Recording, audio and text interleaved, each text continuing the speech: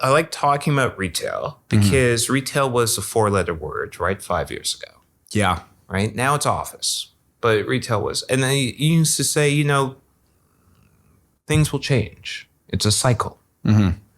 And I think that's the lesson for life, period, right? Like if you assume today is tomorrow, you're going to have a problem because the only thing constant is change, right? So ditto for retail, right? Last year's best performing sector in Canada was retail. So a lot of resilience now brought to you by people still getting back and living life in physical form and enjoying shopping and some rebounds. And we had inflation running through the numbers and percentage rent, which usually is really bad. It was not so bad because you got the benefit of some of that inflation.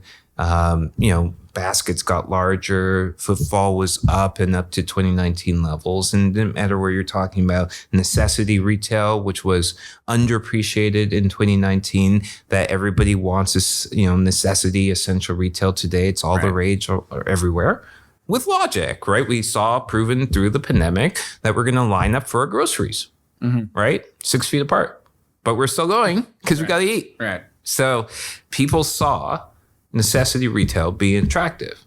But I think what was the surprise was that enclosed shopping centers did quite well.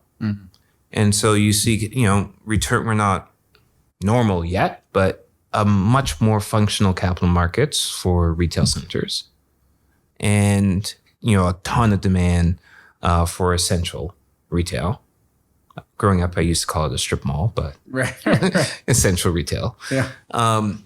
The interesting thing is in a lot of books and diversified books, it's actually I shouldn't say very small. It's a smaller proportion of people's books, certainly compared to resi, industrial, and even some office. And it's because it was a sector everybody ran out of and valuations compressed.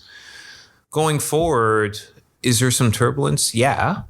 But I would say that turbulence doesn't keep me up at night because it's connected to the economy.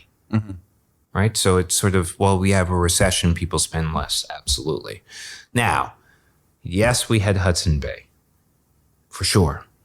But I would say that if that was keeping you up at night this year, you weren't doing your job. Because that was and I feel very sorry for folks involved working at HBC. Many people are, they got put out, right? You're talking, I think it was 8,000 employees, like a large number of people.